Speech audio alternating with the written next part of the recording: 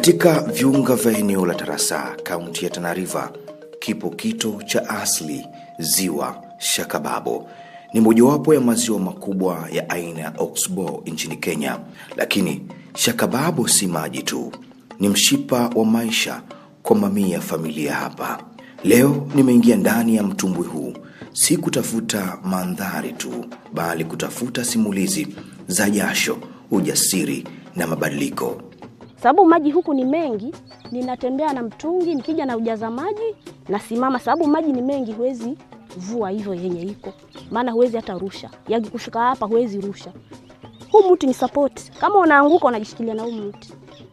Maana mara nyingine mtungi hapa huwa hauko vizuri. Sasa unaona unaanguka unajizuia na huu mti, unaona unadunga kabisa. Unajizuia nao. Sasa hapa unakaa paka mtungi ukae vizuri ndio usimame. Huyu ni Mama Kezia Nkaduda, mama jasiri akiwa katikati ya ziwa hili. Mama ananishangaza kwa mbinu yake ya kipekee kutokana na ufupi wake. Maji umfika shingoni, lakini hilo halimzuii kuendeleza na uvuvi. Lakini kwa nini ajisumbue hivi? Na hii ziwa hii inanifaidi sana. Yaani nafurahikia hii kazi sababu chakula natoa hapa, school fees watoto wangu natoa hapa. Maana hata mzee mwenyewe ametoroka sababu hawezi. Lakini mimi vile naweza, nimeona hii kazi hii nishike, halafu mimi niko hapa kisha niko shambani. Maji yakikauka kabisa huwa niko shambani. Una maana gani kusema mzee ametoroka? Sasa sijui nieleze vipi. It's a long story. Yaani amekuacha kwa sababu majukumu ama ni kama maana hata nikimwambia tuende huku huwa hapendi. Sasa mimi nikija huku inaleta ugomvi, lakini sasa nikasema mtoto haezi lilia njaa baba siku zote. Anamwambia mama niko na njaa. Sasa nimeona hata atete mimi nitakuja sababu kama yeye hawezi fanya, si mimi nifanye kwa ajili ya watoto wangu. Karibu kwa makala ya Shakababo, ziwa la matumaini katika nyakati za mabadiliko. Mabadiliko ya tabia nchi yanapelekea ziwa hili kukauka na hata samaki kuadimika kutokana na kiangazi kinachoshuhudiwa kwa sasa, kama aelezeavyo mvuvi Samuel. Mimi ndio sasa nataka kuingia kwa sababu hali imebadilika. Sasa samaki natembea wakati wa jua, lakini asubuhi ukiingia hakuna chochote. Sasa hii ndio tukae angalau kitu kama saa 5, saa 6, saa 7 ndio samaki ndio inatembea kama hiyo. Unadhani inasababishwa na nini? Ni hali ya mabadiliko ya weather. Hii weather ndio imeleta nini shida. Maana ukiamka asubuhi mawingu mpaka saa 5 mpaka anze kufunguka jua leo nini ndo utapata samaki wa time sasa saa 7 sana kwenda saa 8. Licha ya ziwa hili kuwa tegemeo kubwa kwa jamii ya Tarasa na Ngao, wavuvi hawakosi changamoto ndani ya ziwa hili. Huko ziwani tuna changamoto mingi kama sasa hapa. Unaona yule unalona kwa mguu kule. Sasa mfano yule pale apate shida pale. Sisi tunatumia hizi madawa, ni unatumia pondo sasa.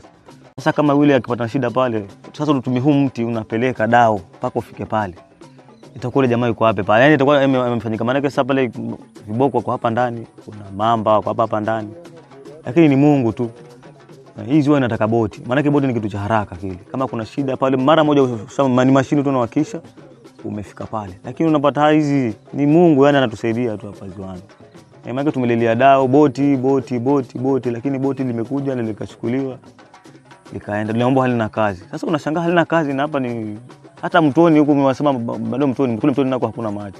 Hapa unaona sasa ndio kuna maji hapa. Ni kitu ambacho hata kama sasa hivi umekuja wewe hapa. Kwa kuna boti ungevukishwa kule.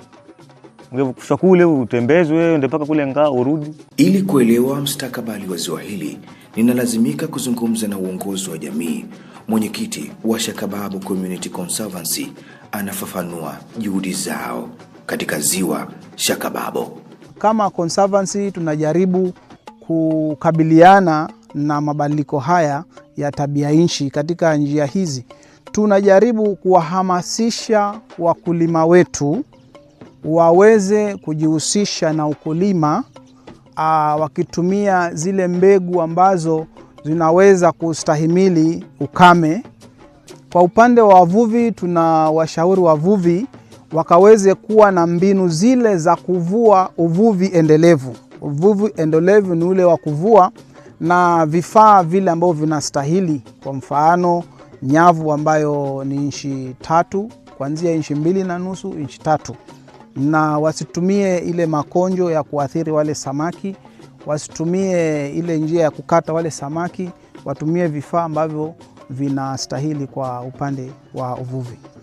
Jua linapoanza kuzama katika upeo wa ziwa Shakababo, ninaondoka nikiwa na picha ya yule mama aliyesimama juu ya mtungi. Ni ishara ya mwanadamu anayekataa kushindwa na mazingira au hali ya jamii. Shakababo ni ziwa ya ziwa, ni kioo cha ustahimilivu wa watu wa Tana River. Makala haya yameletwa kwako na Vox Radio na kutayarishwa nami Kula Nzomo.